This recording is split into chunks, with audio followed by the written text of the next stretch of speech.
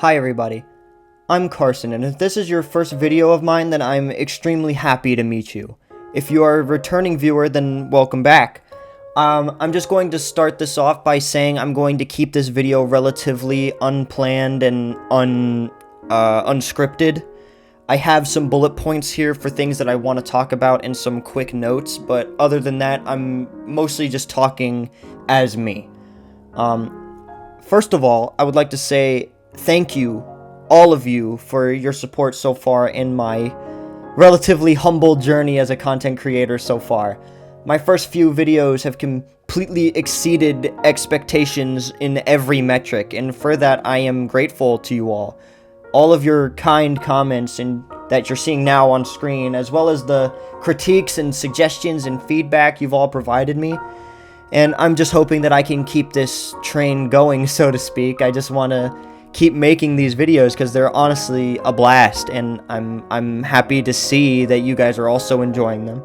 Even if it's not one of those like 1 million view channels that I see all the time, I'm over the moon with how well I'm doing, I think. So that being said, I would like to get into this. I'm excited to say that I have made significant progress on a novel that I'm working on, and I have been working on it for the past 2 or 3 months. Or, well, I should really say that I've been working on this version of it for the past 2 or 3 months. I've really been baking this idea for the last year. I've been trying to develop these characters and the world they live in, of which I've completely fallen in love with. I've been sitting down making timelines and storylines and spreadsheets of like character incomes and salaries to see if they could realistically survive and stuff like that. So I just want to provide you all with some details about this project and maybe crowdsource some feedback and more critiques and alternate ideas before I attempt to publish it. And also, selfishly, admittedly, this is going to act as a sort of way to get an audience for my book before it even comes out. So that means I'm not going to spoil everything for you guys. One day I hope that you guys would just go out and buy it if it's on the shelf. Regardless though, there are some things that I can still and want to still share without getting too far into the nitty-gritty. I'd like to start by introducing my genre, my concept, and my characters, but to do that I really have to start with some of my inspirations, of which I have 2 main ones. One of my main inspirations was House of Leaves by Mark Z. Danielewski. This book is not an easy read at all. It is super involved and super complicated, with narratives that layer and trample over each other, frankly. It basically follows a man named Johnny Truant as he tries to recompile and piece together a narrative written by an old man named Zampano, who is completely blind and super eccentric. And basically this Zampano guy writes about a fictional film called The Navidson Record, which centers around a house that is constantly changing in size and layout. And it's basically like this social critique of academic writing, but also the people that read, publish, and edit academic writing too. There's a scene in the book where this young girl tells Zampano, the guy writing about the Navidson Record, that his writing style is too amateurish, so he says, "Let it be amateurish." Now, there's one scene in this book that I am in love with. It's about this hallway that springs up out of nowhere when no one is looking. Looking down this hallway, through the door, it seems to stretch on into infinity.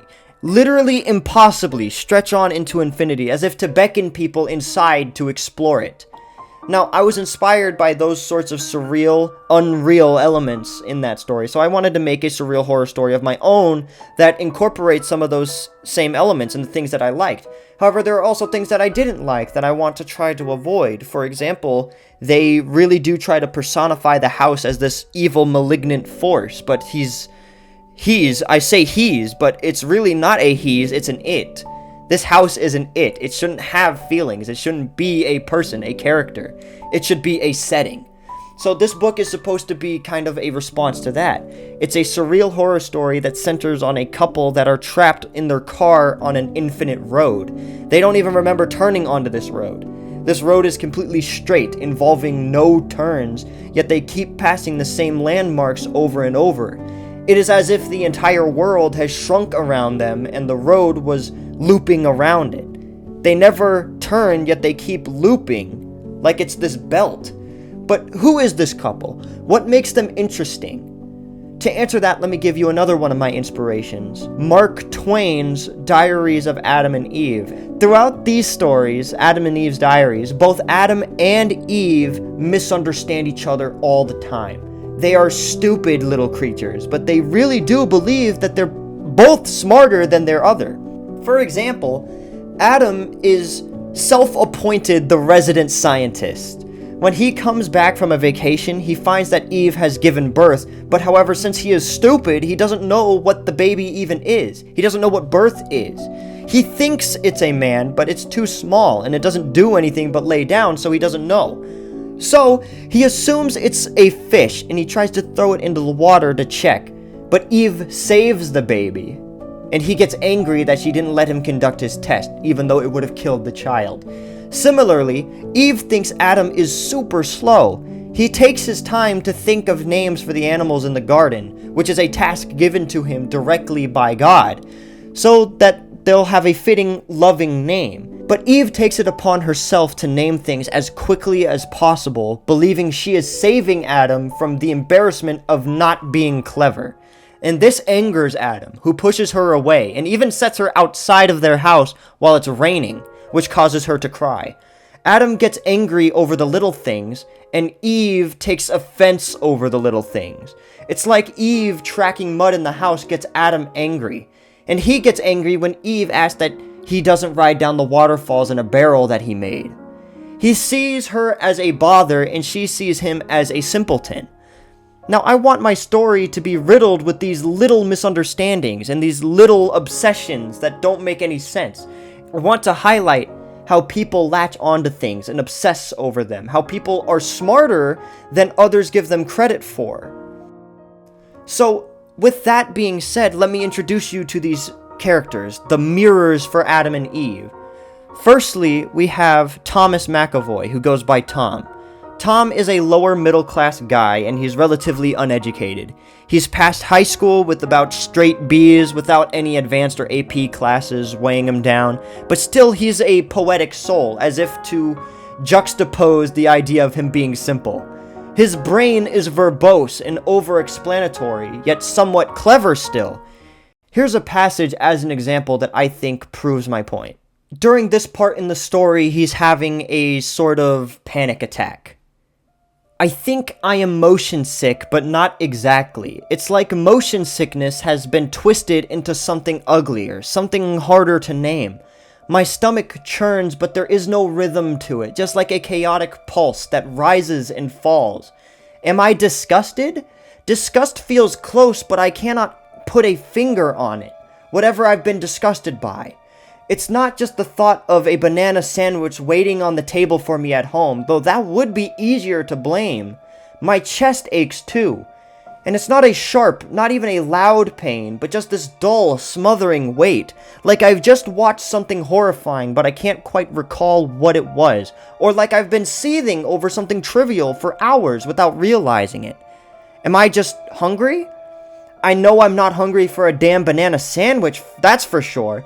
Plus, hunger is cleaner feeling than this. My stomach doesn't grumble with dissatisfaction or any need. That'd be too easy. That'd be easier to put my finger on and even easier to satisfy. This is expectant, if that is the right word. Expectant? An ache that feels premature, like pain I haven't earned yet. What does that mean? It's as if I've been shot, but the adrenaline hasn't finished surging, like I'm waiting for it to really hurt me.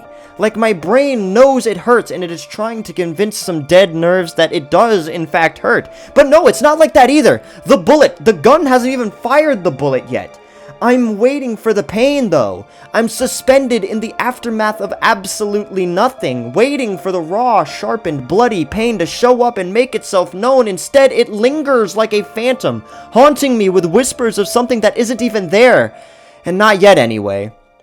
And as if to juxtapose his rampant, wild, flowery thoughts like you just heard, he ends it with a simple, "and it's pissing me off."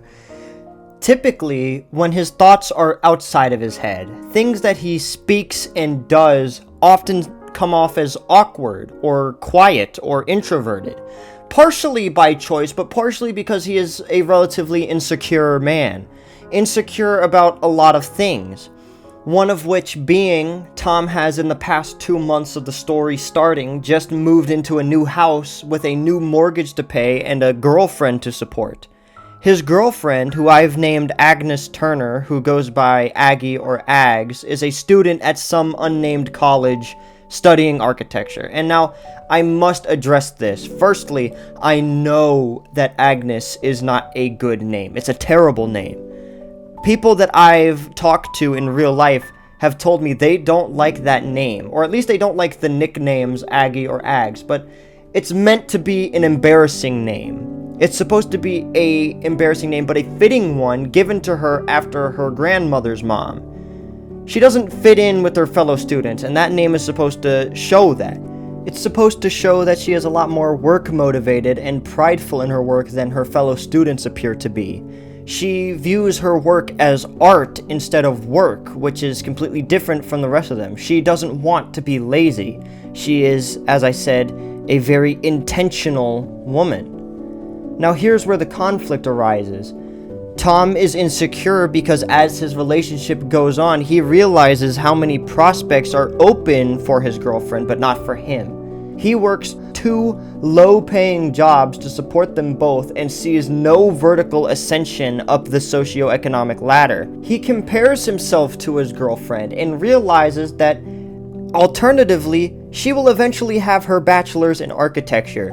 This is enough to convince himself that she'll move on without him, either studying abroad or dumping him after he's paid for her student loans.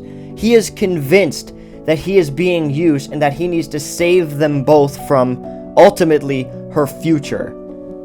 So he kidnaps her. And that's how the story starts. That's how they get on this infinite road. He basically just packs all of their stuff while she's at school and he skips work to do it. Basically, the whole story, except for the first 2-ish chapters, will take place solely in one location. Their car and wherever that car goes. And that will give the whole story a claustrophobic feeling. It'll drive up the suspense as things heat up and arguments ensue and drama happens and Tom takes Agnes all over everywhere. And that's basically the premise of the story. That's what I've written up to as of now. But that's not to say that I don't have plans that I'm just waiting to do. But before I move on, I want to get your opinions. Is this intriguing? If this was a show, would you watch it? If it was a book, would you read it? If it was a movie, would you buy tickets for it? And if it was a script, would you publish it? Basically, just stuff like that. I know everybody here isn't going to be a surreal horror fan like I am, but at the end of the day, I just want to know, is this an interesting premise? Would you read it? So give me your feedback. Give me your suggestions. Tell me what doesn't work. Tell me my inspirations are bad, therefore my premise is bad. I want to hear it all. I will read your comments and I will respond to them as I get them. But that's the end of this video for today. I'll see you guys in the next one. Thank you all for watching.